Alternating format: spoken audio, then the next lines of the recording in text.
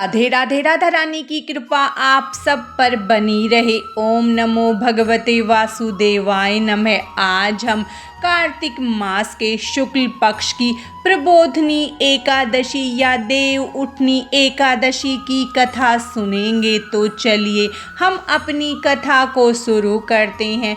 ब्रह्मा जी बोले कि हे मुनि श्रेष्ठ, अब आप पापों को नाश करने वाली तथा पुण्य और मुक्ति देने वाली प्रबोधनी एकादशी का महत्व सुनिए। भगीरथी, गंगा तथा तीर्थ, नदी, समुद्र आदि तभी तक फल देते हैं जब तक प्रबोधनी एकादशी नहीं आती। कार्तिक मास की शुक्ल पक्ष की प्रबोधनी एकादशी के व्रत का फल 1 सहस्त्र अश्वमेघ यज्ञ तथा 100 राजस्व यज्ञ के फल के बराबर होता है। नारद जी ने पूछा कि हे पिताजी, संध्या को भोजन करने से, रात्रि में भोजन करने तथा पूरे दिन उपवास करने से क्या क्या फल मिलता है, उसे आप समझाइए। ब्रह्मा जी बोले कि हे नारद, संध्या को भोजन करने से 1 जन्म का, रात्रि में भोजन करने से 2 जन्म के तथा पूरे दिन उपवास करने से 7 जन्म के समस्त पाप नष्ट हो जाते हैं। प्रबोधनी एकादशी के व्रत के प्रभाव से सुमेरु पर्वत के समान कठिन पाप क्षण मात्र में ही नष्ट हो जाते हैं।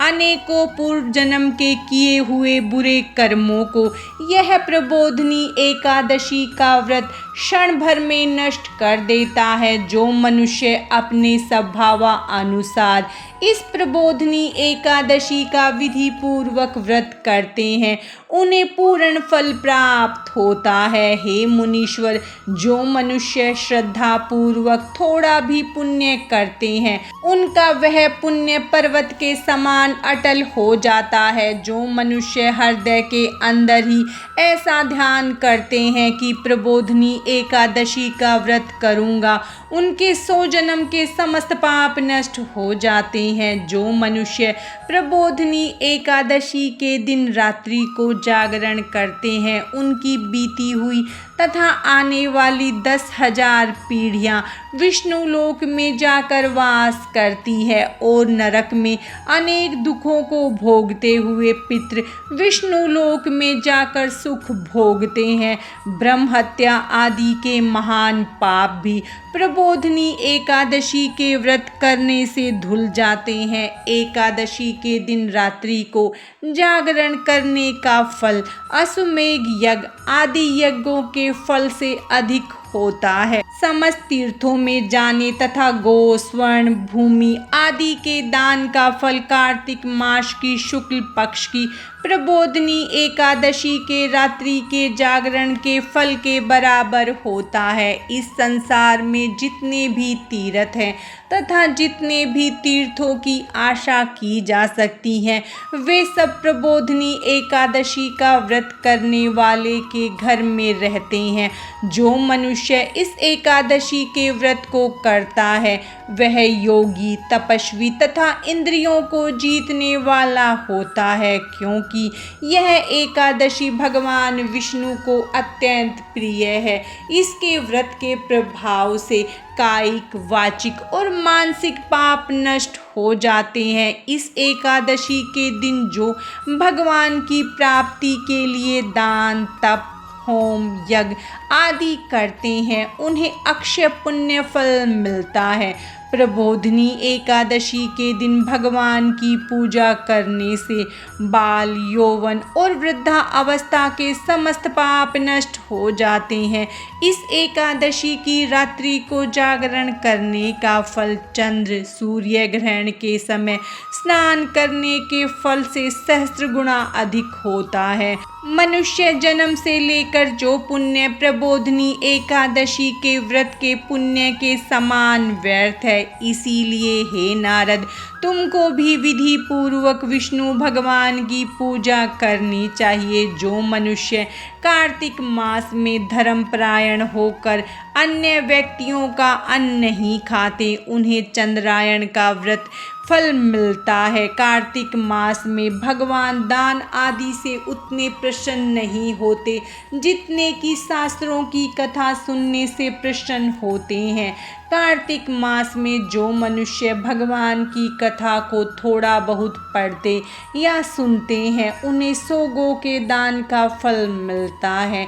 जो मनुष्य अपने कल्याण के लिए भगवान विष्णु की कथा सुनते हैं, उन्हें 100 गोदान का फल मिलता है। मनुष्य अपने कल्याण के लिए भगवान विष्णु की कथा सुनते हैं, वे अपने कुटुंब का उद्धार करके 1 सहस्त्र गोदान का फल पाते हैं।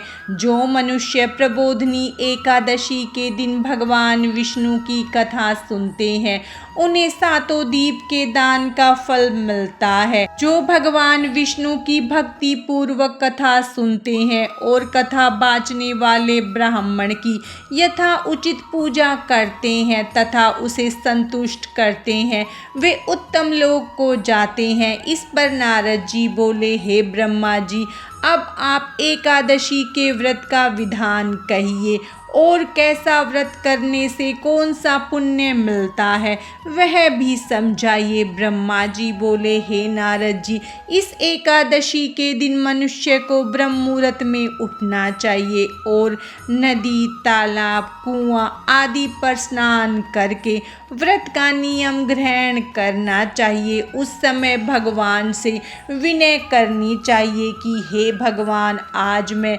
निराहार रहूँगा, दूसरे दिन भोजन करूँगा, इसीलिए आप मेरी रक्षा करें। इस प्रकार विनय करके भगवान की पूजा करनी चाहिए। उस रात्रि को भगवान के समीप गीत, नृत्य, बाजे तथा कथा आदि से व्यतीत करनी चाहिए।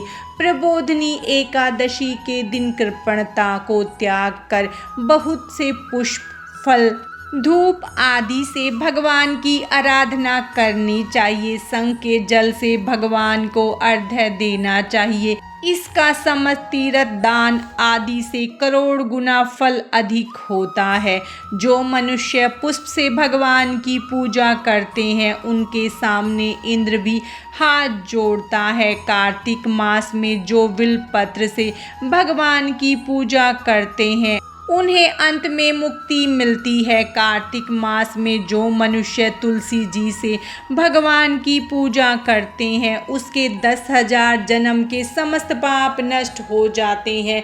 जो मनुष्य इस मास में श्री तुलसी जी के दर्शन करते हैं या छूते हैं या ध्यान करते हैं या रोपण अथवा सेवा करते हैं, वे 1000 कोटि युग तक भगवान के घर में रहते हैं। समस्त मनोकामनाओं को पूरा करने वाले भगवान कदम पुष्प को देखकर अत्यंत प्रसन्न होते हैं। यदि उनकी कदम के पुष्प से पूजा की जाए तो यमराज के दुखों को नहीं पाते। जो गुलाब के पुष्प से भगवान की पूजा करते हैं, उन्हें मुक्ति मिलती है। जो मनुष्य बकुल और अशोक के फूलों से भगवान की पूजा करते हैं, वे अनंत काल तक शोक से रहित रहते हैं। जो मनुष्य विष्णु भगवान की सफ़ेद और लाल कनेर से पूजा करते हैं, उन पर भगवान अत्यंत प्रसन्न होते हैं।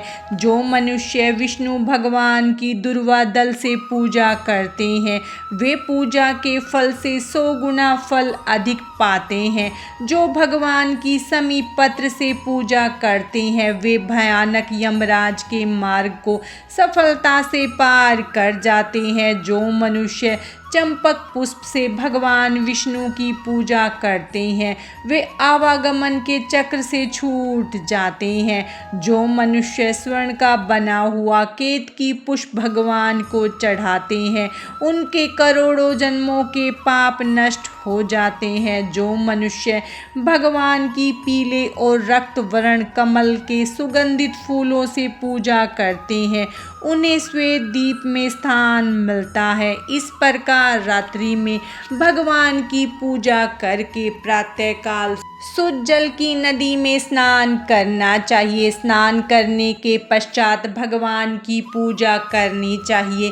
इसके बाद इस व्रत की समाप्ति पर ब्राह्मणों को भोजन कराना चाहिए और दक्षिणा देकर मीठे वाक्यों द्वारा सभा करनी चाहिए। इसके उपरांत भोजन गो और दक्षिणा से गुरु की पूजा करनी चाहिए और ब्राह्मण को बहुत सी दक्षिणा देकर इस नियम को छोड़ना चाहिए। ब्राह्मणों को यथाशक्ति दक्षिणा देनी चाहिए। जिस ब्राह्मण को रात्रि में भोजन करवाए उसे स्वर्ण सहित बैल दान करना चाहिए। जो मनुष्य यात्रा स्नान करते हैं उन्हें दही और शहद दान करना चाहिए। जो मनुष्य फल की आशा करते हैं उन्हें फल का दान करना चाहिए। तेल की जगह घी और घी की जगह दूध और अन्नों में चावल दान करना चाहिए। जो मनुष्य इस व्रत में भूमि शयन करते हैं उन्हें सब वस्तुओं सहित शय्या दान करनी चाहिए।